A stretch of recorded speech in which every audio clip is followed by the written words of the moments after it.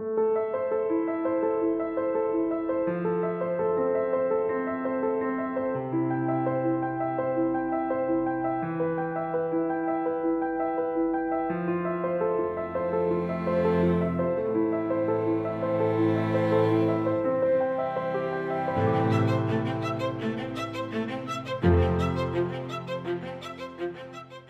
Messieurs, bonjour. Soyez les bienvenus à l'émission Cultiver son savoir.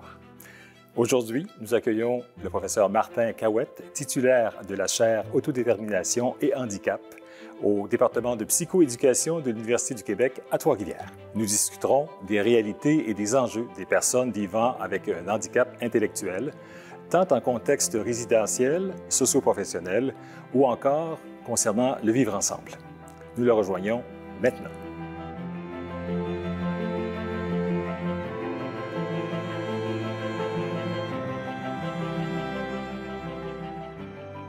Bonjour, professeur Cahouette. Bonjour. Comment allez-vous? Très bien, merci beaucoup de l'invitation. On est très heureux de vous avoir avec nous. C'est un sujet qui personnellement me passionne, mais je suis persuadé que nos téléspectateurs également. Bien, je l'espère. Vous êtes aussi titulaire d'un doctorat en psychoéducation. Exactement. Votre formation est vraiment en psychoéducation, avec des spécialisations, j'imagine? Oui, moi, j'ai eu la chance d'être formé autant au niveau du bac, de la maîtrise, que du doctorat à l'Université du Québec à Trois-Rivières. Et maintenant, j'ai le plaisir d'être professeur aussi à l'UQTR. C'est la boucle, c'est complet. Exactement. Écoutez, on va parler justement au départ de la chaire Autodétermination et handicap dont vous êtes titulaire. Oui, en fait, j'ai la chance depuis 2019 d'être titulaire de la chaire Autodétermination et handicap. Puis une chaire, qu'est-ce que c'est finalement? Dans une université, c'est un lieu où on va regrouper des ressources pour venir approfondir une question de recherche particulière. Donc, dans le cas de la chaire, évidemment, on s'intéresse à l'autodétermination des personnes en situation de handicap, particulièrement celles qui ont une déficience intellectuelle. Et on s'y intéresse à travers trois grandes thématiques. Donc, il y a tout le volet de l'inclusion en milieu scolaire des élèves, des jeunes qui ont une déficience intellectuelle, entre autres. Il y a aussi le volet qui est plus le volet d'inclusion dans la communauté à travers des activités socio-professionnelles. Donc, parfois à travers l'emploi, parfois à travers des activités de bénévolat ou à travers des activités de loisirs, par exemple. Et il y a un troisième volet important qui est celui du résidentiel.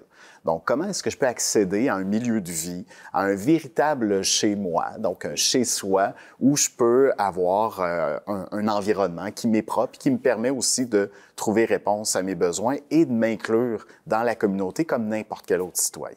Et le terme, justement, autodétermination vient aussi expliquer tous ces changements-là pour les personnes qui ont un handicap. Bien, exactement, parce que si on s'arrête un instant puis qu'on revient un peu dans le temps pour voir toute cette évolution-là, c'est intéressant de se rappeler qu'avant les années 60, essentiellement, la personne qui a une déficience intellectuelle, bien, elle se retrouve soit mise à l'écart de la communauté ou un peu considérée comme le fou du village, donc quelqu'un de très marginalisé, avec toute la négligence qui pouvait venir avec cette situation-là. Et il y avait aussi comme seule option, en fait, qui était proposée aux personnes, c'était généralement, en fait, de se retrouver interné dans des institutions qui avaient parfois un peu un caractère déshumanisant. Donc, à partir des années 60, mais beaucoup plus à partir des années 70, des années 80, il y a eu un virage important qu'on a appelé la désinstitutionnalisation, où là, on a cherché à faire davantage de place dans la communauté aux personnes marginalisées, aux personnes en situation de handicap et notamment aux personnes qui ont une déficience intellectuelle. Donc, de faire en sorte qu'elles puissent s'inclure dans notre communauté et prendre place dans qu'elle puisse devenir, cette personne-là, notre voisine. Exactement. Donc, qu'elle fasse partie, en fait, de notre collectivité. Ben oui, puis ça m'amène une question. Je me pose vraiment cette question-là, à savoir les gens avec un handicap intellectuel bien intégrés dans la collectivité, naturellement dépendamment du niveau de handicap intellectuel, le fait qu'ils se sentent justement là, bonifiés par le travail qu'ils font, puis en même temps qu'ils se sentent bien acceptés, est-ce que ça a un effet sur le handicap? Est-ce qu'ils deviennent tranquillement, ils s'approprient un peu plus leur espace, ils deviennent, sans employer le terme régulier, j'aime pas le terme, mais est-ce que c'est un peu vers ça qu'on peut aller aussi, en les intégrant plus mieux? Bien, c'est intéressant ce que vous amenez là, en fait, parce que c'est vrai qu'il ne suffit pas de donner accès à la communauté aux personnes qui ont une déficience intellectuelle. Les bénéfices qu'ils vont en tirer vont dépendre également de tout ce qu'on va mettre en place comme soutien pour leur permettre, en fait, de véritablement exercer du pouvoir puis du contrôle sur leur vie. Donc, concrètement, qu'est-ce que ça veut dire, en fait? Le terme autodétermination, ça nous rappelle justement cette idée-là de dire que pour prendre place dans la société, il faut être capable de faire des choix, il faut être capable de prendre des décisions, il faut être capable d'exprimer des intérêts, des préférences, savoir faire valoir ses droits. Donc, il y a plusieurs choses, en fait. L'autodétermination, c'est un peu tout ça, cette capacité-là, en fait, à pouvoir avoir du contrôle sur son environnement, sur son quotidien, choisir ce qu'on va manger au petit déjeuner, organiser son horaire de la journée. Donc, évidemment, les personnes qui ont une déficience intellectuelle, c'est un large éventail de personnes. Il y a des personnes qui ont des besoins un petit peu plus ponctuels à certains moments. Par exemple, bien, peut-être que moi, je peux avoir, si je suis une personne qui a une déficience intellectuelle, j'ai peut-être besoin de soutien, par exemple, pour bien gérer mon budget, pour faire mon épicerie. J'ai peut-être besoin d'être accompagné dans des petites décisions du quotidien.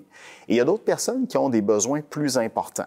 Parfois, on parle de personnes polyhandicapées qui vont avoir, par exemple, une déficience intellectuelle de sévère à profonde, puis qui vont combiner aussi parfois certains handicaps sur le plan moteur ou encore sensoriel. Et là, vont avoir besoin d'un soutien qui est beaucoup plus important, beaucoup plus continu. Donc, si on veut que chacun y trouve son compte, il faut être capable, en fait, d'offrir un soutien qui va être individualisé, qui va être ajusté à chacun pour trouver une place dans des activités qui sont significatives. Parfois le travail, mais pas toujours. Et en même temps, trouver un lieu résidentiel aussi qui va me permettre, en fait, de me réaliser, qui va me permettre de tisser des liens. De tisser des liens et de pas juste vivre dans un lieu physique, mais vivre dans un quartier, vivre dans une ville, dans un village, puis être capable d'utiliser les services de proximité, être capable d'aller dans un commerce du coin, être connu, être reconnu par mes voisins, puis avoir une vie, en fait, pleine et entière, comme on y aspire tous, finalement. Oui, c'est clair. Puis ça prend aussi une belle ouverture de la part du voisinage. Il faut que les gens soient de plus en plus ouverts. Bien, effectivement, ça prend une belle ouverture. Puis je trouve que ce qu'on est en train de faire aussi, c'est de sensibiliser à travers ce moment-là qu'on vit justement à cette réalité-là, à cette possibilité-là. Puis effectivement, en fait, avec tous les changements qui ont eu cours pour les personnes qui ont une déficience intellectuelle dans les dernières décennies, bien, la probabilité de rencontrer puis d'avoir dans son voisinage une personne qui a une déficience intellectuelle, elle augmente. Mais à travers ça aussi, il faut être capable de voir comment est-ce que je fais une place puis comment je peux interagir avec la personne qui a une déficience intellectuelle. Donc, ça veut dire oui, et je pense ici au travail que font plusieurs intervenants dans le secteur de la déficience intellectuelle, c'est d'œuvrer en fait à faire en sorte que les milieux, les environnements de vie soient plus inclusifs. Donc, qu'ils tiennent compte de toute cette différence-là, de cette diversité-là qui existe, mais dont on peut également trouver, pour qui on peut trouver également une place, que ce soit dans les activités de loisirs de nos communautés ou dans les différentes activités, en fait, là, qu'on réalise au quotidien. OK. Et puis, on parlait aussi sur le plan socio-professionnel également, j'imagine, encore plus, parce qu'on les voit de plus en plus bien intégrés dans les différents commerces. Effectivement. Hein? Puis une chose qui fait en sorte qu'on se sent bien, qu'on se sent compétent, qu'on prend place dans notre communauté, c'est quand on réussit à trouver un lieu dans lequel on peut se réaliser, dans lequel on peut s'épanouir. Quand on se présente, généralement, on dit souvent notre prénom, d'où on vient, puis qu'est-ce qu'on fait dans la vie. Donc, cette question-là de qu'est-ce que je fais dans la vie, bien, parfois, ça peut passer par une activité, un emploi. Donc, il y a des personnes qui ont des déficiences intellectuelles qui occupent des emplois. Et, bon, on peut penser à des emplois, par exemple, dans des commerces, dans des épiceries, dans le commerce de détail, souvent un lieu privilégié d'emploi pour des personnes qui ont des déficiences intellectuelles. Mais plus largement que ça, en fait, notre monde du travail qui est en changement, bien, peut faire une place aussi aux personnes qui ont des déficiences intellectuelles, justement, parce qu'elles ont des réelles compétences qu'elles peuvent mettre à profit. Puis pour certaines personnes, bien, l'accès à un emploi est peut-être pas quelque chose, en fait, qui est possible de par les défis qu'elles rencontrent au quotidien. Donc, elles peuvent parfois avoir une contribution par une activité de travail, par une activité de bénévolat, participer à des activités de loisirs, fréquenter des centres d'activités de jour, qui deviennent aussi des lieux qui peuvent leur permettre aussi de prendre leur place dans la communauté, puis leur permettre de faire valoir aussi leurs capacités, leurs compétences. C'est vraiment formidable pour parler des sports, notamment, qui est un milieu qui est dit davantage neutre, où la personne, on est plus en collégialité ou en collaboration pour justement, si on est dans une équipe, pour pratiquer un sport avec une personne aussi qui a des problèmes intellectuels. Effectivement, hein, puis le défi pour certaines personnes, en fait, quand je fais partie de la communauté, puis j'ai peut-être pas eu la chance dans ma vie de rencontrer une personne qui a une déficience intellectuelle, la première fois que j'entre en relation avec une personne qui a une déficience intellectuelle, ça peut être normal de sentir parfois de l'inconfort, un malaise, de peut-être pas bien cerner, en fait, qui est cette personne-là. Je pense que la première chose qu'on peut se dire aussi, c'est que la personne qui a une déficience intellectuelle, elle a les mêmes besoins, mais les mêmes aspirations que n'importe qui. Oui. On a tous besoin de se sentir bien, de se sentir dans un milieu où on est heureux, d'avoir des relations avec d'autres personnes. Puis une façon d'établir des relations, justement, avec une personne qui a une déficience intellectuelle, c'est parfois à travers des intérêts communs, des intérêts partagés. Puis effectivement, comme vous le nommez, bien, le sport, parfois, ça peut être un levier intéressant pour développer ce type de relation-là. Donc, parfois, on va parler de sport unifié. Le sport unifié, en fait, c'est une façon de créer de l'interaction entre des personnes qui n'ont pas de déficience intellectuelle et certaines qui en ont, sur la base d'un intérêt partagé qui est le sport. Donc, moi, si j'ai une déficience intellectuelle, je suis peut-être un excellent joueur de hockey, un excellent joueur de soccer, oui. Et peut-être qu'on peut avoir bien du plaisir ensemble aussi à regarder un match de hockey ou à suivre les séries éliminatoires. Oui. Donc, sur cette base-là, en fait, on peut créer des liens, puis finalement, prendre conscience aussi qu'à travers cet intérêt-là, bien, on se ressemble, puis on se rejoint, en fait, puis notre lien peut se construire sur un intérêt comme celui-là.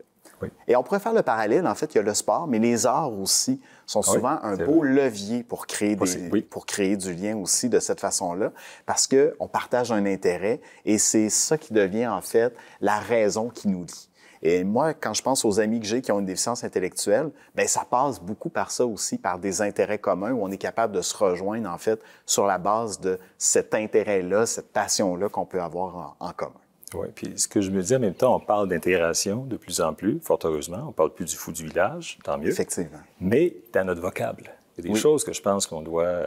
Tout à l'heure, j'ai mentionné un problème intellectuel. Non, on ne mentionne pas ça. Je pense qu'on dit « Ah, une déficience intellectuelle ». Qu'est-ce qui est l'idéal là, dans le vocable employé? Bien, en fait, je pense que c'est important de se dire que la déficience intellectuelle, ce n'est pas une maladie. C'est pas un problème de santé. Il y a personne qui se lève un matin en disant « j'ai mal à ma déficience intellectuelle ce matin ». C'est pas une maladie, en fait. La déficience intellectuelle, c'est quelque chose avec lequel on compose. Et ce qui fait souffrir, c'est les préjugés, c'est la stigmatisation, c'est l'exclusion. Donc, ce qu'on va dire généralement, c'est une personne qui a une déficience intellectuelle. C'est une caractéristique, en fait. Et la déficience intellectuelle, en fait, c'est un fonctionnement neurologique, en fait, donc au niveau du cerveau, qui est différent de celui de la norme. Donc, dans notre société, de plus en plus, on valorise l'équité, la diversité, l'inclusion. Et la déficience intellectuelle, en fait, ça fait partie de cette diversité-là où, finalement, neurologiquement, en fait, on ne fonctionne pas tous de la même façon. Donc, il y a un groupe plus important, en fait, les personnes sans déficience intellectuelle, mais il y a un groupe aussi qui fait partie de cette diversité-là, des personnes qui ont une déficience intellectuelle et qui ont besoin d'un soutien particulier pour jouer leur rôle de citoyen à part entière. Mais en fait, c'est important, en fait, d'avoir cette vision-là. On parle d'une vision plus sociale du handicap. Donc, où on regarde la personne, mais dans son environnement, et on développe chez la personne des capacités, des compétences, mais on adapte, on ajuste, puis on rend l'environnement plus inclusif pour lui permettre aussi de prendre sa place. C'est une belle différence. C'est vraiment une belle différence. Tout à fait, tout à fait. On parle également de la pratique des intervenants qui les accompagnent aussi. Ça, c'est important. Très important. Effectivement, il y a plusieurs professionnels, en fait, qui accompagnent des personnes qui ont une déficience intellectuelle. On peut penser, évidemment, à des psychoéducateurs, j'en suis un, mais on peut penser aussi à des éducateurs spécialisés, on peut penser à des ergothérapeutes, des orthophonistes. Donc, il y a beaucoup de professionnels du réseau de la santé, des services sociaux, mais également aussi des professionnels qui viennent d'organismes communautaires puis de d'autres secteurs d'activité qui vont offrir un soutien puis un accompagnement aux personnes qui ont une déficience intellectuelle.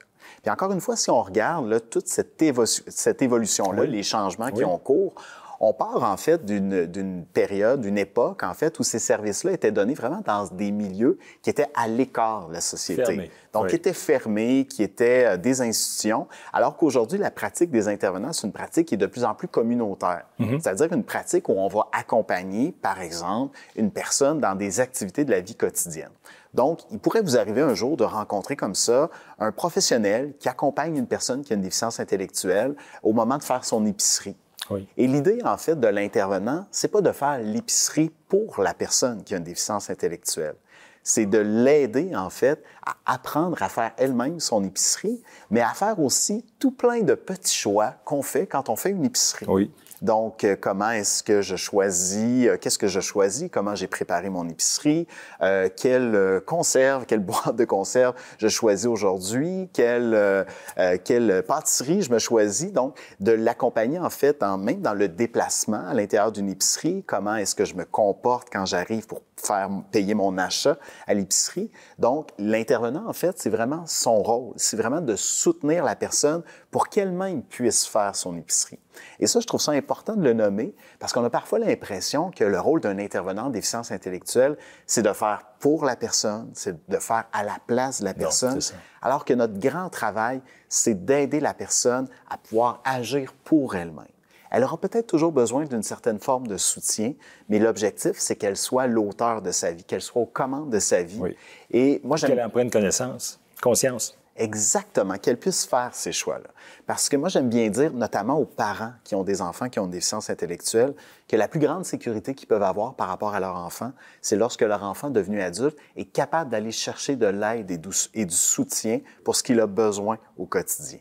Donc, notre objectif, en fait, puis c'est l'objectif des intervenants, c'est pas de faire pour les personnes, mais vraiment d'être toujours là en appui pour que la personne soit aux commandes, mais qu'on soit capable de la soutenir, de déposer chez elle des questions pour la faire réfléchir, parfois à certains moments, pour prendre les bonnes décisions pour elle-même.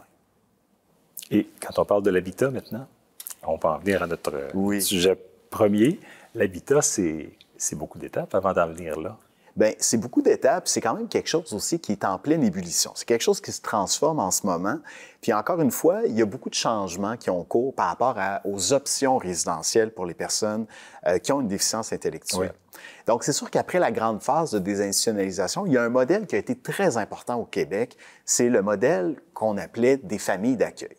Donc, quand on parle d'une famille d'accueil ou d'une résidence d'accueil, c'est une personne, ça peut être un couple, mais c'est une personne qui, par exemple, accueillait chez lui une, deux, trois, quatre personnes qui ont une déficience intellectuelle. Et ça a été, je dirais, là, dans tout le mouvement de désinstitutionnalisation, une étape importante. Où l'arrivée des familles d'accueil, c'est aussi déjà le fait de permettre à une personne de vivre dans un milieu qui se rapproche déjà du milieu qu'on va rencontrer, là, vous et moi, en fait, de vivre dans une maison comme tout le monde, finalement. C'est quoi? C'est sur 2-3 décennies que les familles d'accueil ont été davantage... Oui, bien, à partir des années 80, puis encore plus dans les années 90, ça a été un modèle dominant. Puis encore aujourd'hui, beaucoup de familles d'accueil, puis ça répond à des besoins importants pour plusieurs personnes. Maintenant, on cherche un peu à élargir les options résidentielles. Et là, maintenant, on regarde aussi la possibilité de permettre à des personnes qui ont une déficience intellectuelle d'accéder à un véritable appartement. Donc, avoir accès à un appartement, un véritable chez soi, mais bien sûr, tout en ayant aussi le soutien qui est nécessaire. Donc là, ce modèle-là résidentiel, bien, il va y avoir un soutien qui va être ajusté, qui va être gradué en fonction des besoins des personnes. Et on va utiliser souvent le vocabulaire d'appartement supervisé. Okay. Un appartement supervisé, ça peut par exemple être un logement communautaire où il va y avoir des personnes qui ont une déficience intellectuelle qui vont vivre de façon individuelle ou en couple dans leur appartement, mais dans un même immeuble avec la présence d'un intervenant qui est là pour venir les soutenir, les appuyer dans différents besoins au quotidien. Ça peut être parce que j'ai une médication et j'ai besoin que quelqu'un me rappelle de prendre ma médication. Ça peut être pour l'organisation de mon horaire, pour parfois la gestion des relations interpersonnelles. J'ai peut-être besoin d'être accompagné là-dessus. Et ça, ce type de projet-là, bien, notamment à Drummondville, bien, c'est des projets aussi qui sont actuellement en cours de développement puis qui permettent, en fait, d'élargir les options résidentielles pour les personnes qui ont une déficience intellectuelle. Et j'imagine que ça se retrouve auprès d'organismes communautaires?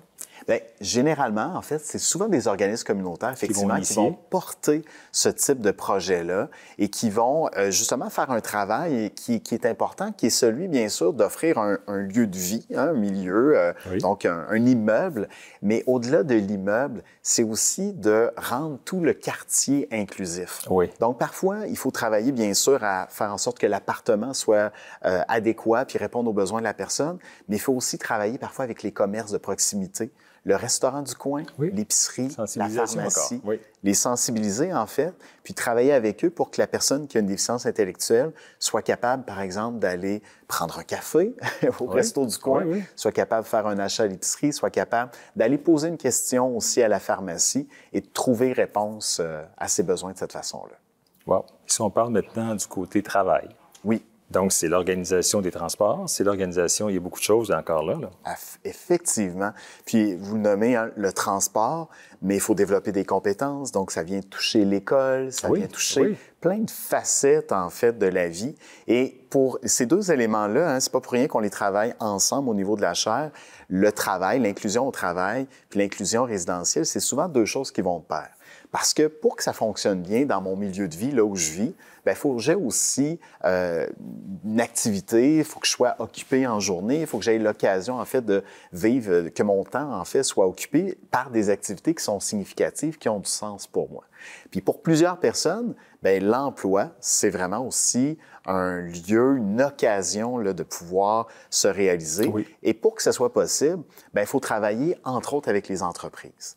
Et ça fait partie, entre autres, de certains travaux qu'on réalise aussi au niveau de la chaire, c'est-à-dire de faire en sorte que la culture des entreprises fasse place à cette diversité-là aussi. D'autant plus que les entreprises manquent de personnel. On est dans un contexte, en fait, où là, il y a une pénurie de main-d'œuvre et on a des personnes en situation de handicap, il y a des personnes qui ont une déficience intellectuelle qui veulent travailler. Tout à fait. Et en fait, pour moi, pour les entreprises, ce n'est pas quelque chose de charitable d'embaucher une personne qui a une déficience intellectuelle.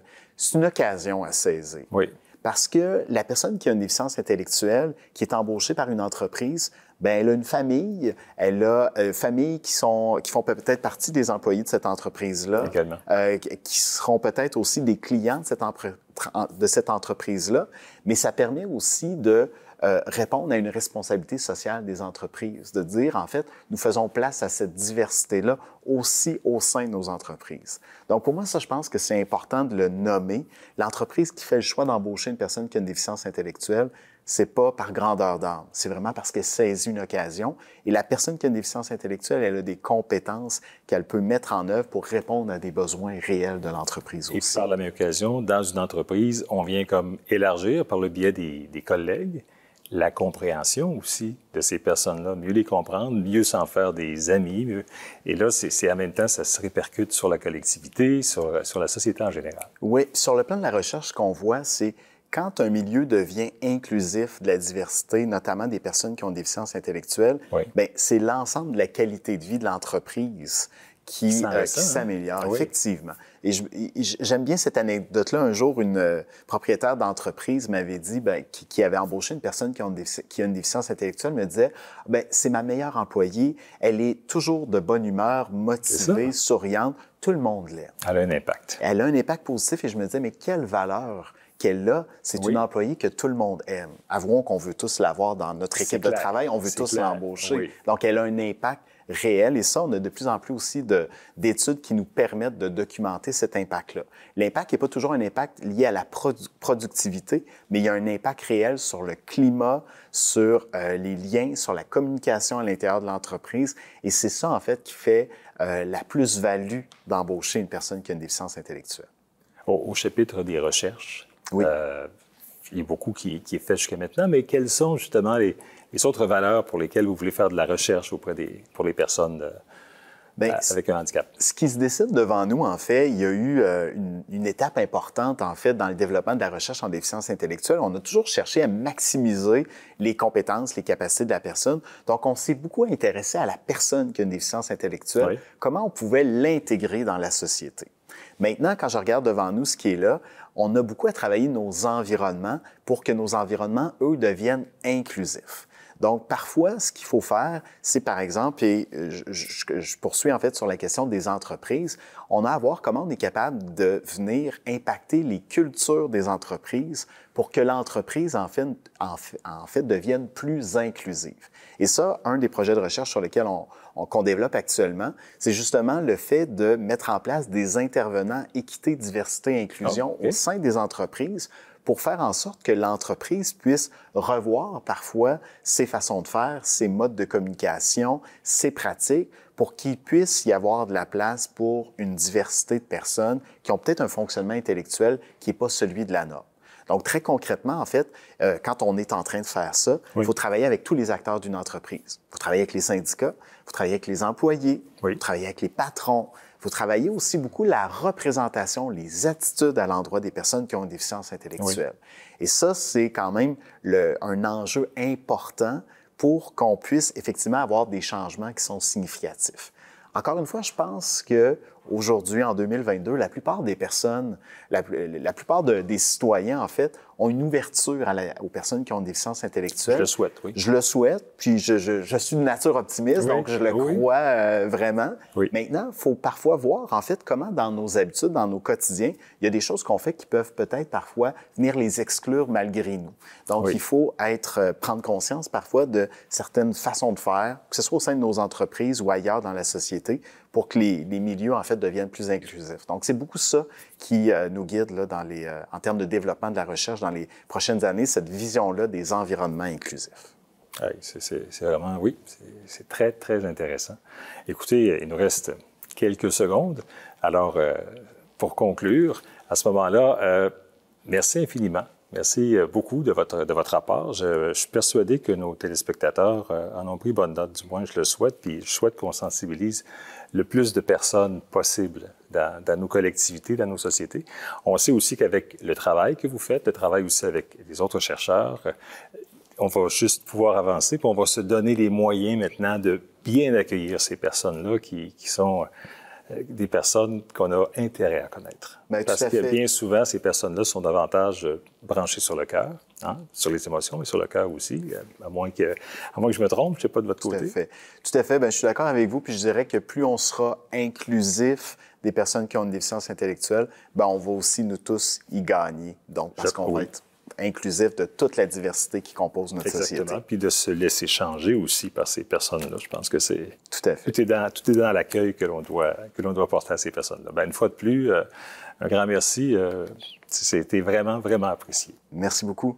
Merci bien, puis au plaisir de vous revoir. Alors, mesdames, messieurs, c'est ainsi que se termine notre émission. Avant de quitter, je remercie sincèrement l'Université du Québec à Trois-Rivières, Campus de Drummondville, pour son soutien, sa collaboration. Ceci étant dit, on se retrouve dans le cadre d'une prochaine émission. Au revoir.